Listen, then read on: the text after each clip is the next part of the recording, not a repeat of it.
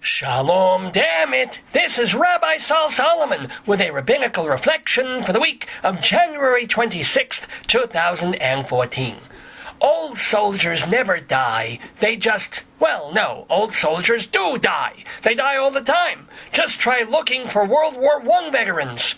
Eisenhower died, Sherman died, Patton died, and 2 weeks ago, Israel's Ariel Sharon died. And now, Japan's Hiroo Onoda has died. He fought in World War II from 1941 through 1974. As Louis Black would say, let me repeat that. Hiroo Onoda fought the Second World War for 33 years, approximately 29 years after World War II ended for everybody else.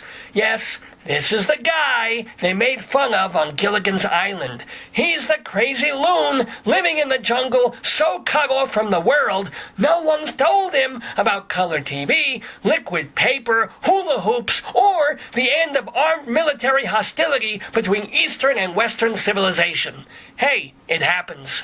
Ironically, Hiroo Onoda was an intelligence officer. Well, what was it George Carlin said about military intelligence? Anywho, at age 22, Onoda was stationed in the Philippines and told under no circumstances to surrender, not even if they torture him with paddles and cigarette butts and Barbra Streisand movies. Being a good little soldier, Onoda followed his orders to the letter. And since Japanese letters are weird symbolic shapey things, I guess he never figured out that the emperor surrendered. Onoda didn't even give up when the Allies scattered leaflets over the Philippines reading, come out, wherever you are, there's free barbecue," or, as we like to call it, Hiroshima. This loyal-to-a-fault Yutz didn't believe the authenticity of the leaflets, so he and his band of stragglers kept on fighting and killing and living off coconuts.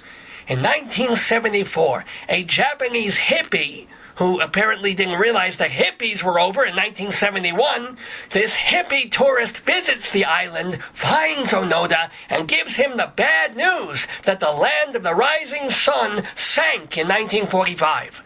Onoda sort of believed him, but still wouldn't surrender until he got official notification from higher up.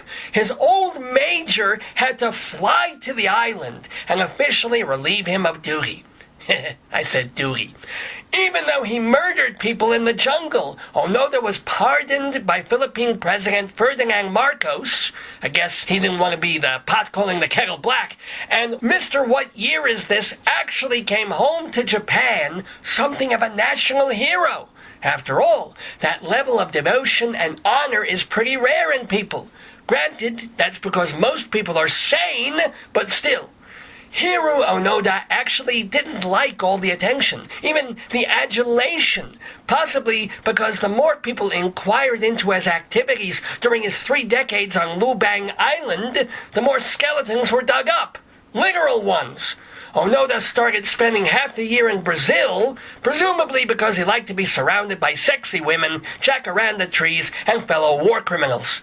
On January 16th of this year, at age 91, Hiroo Onoda succumbed to pneumonia, the first time he surrendered to anything.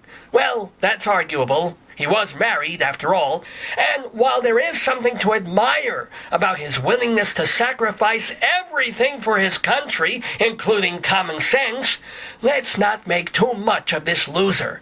He was part of the army and the nation that attacked us for no reason in 1941. He fought against American soldiers and may have killed a couple before he went off to Pineappleville. Try asking anyone who survived Okinawa or Iwo Jima how amusing they find Hiroo Onoda or the Nipponese mindset that made him. Ask them to think of anything nice to say, and they might ponder for a moment and then say, "I give up." Too bad Hiroo Onoda didn't. This has been a Rabbinical Reflection from Rabbi Sol Solomon, Temple Sons of Bitches in Great Neck, New York. Sayonara.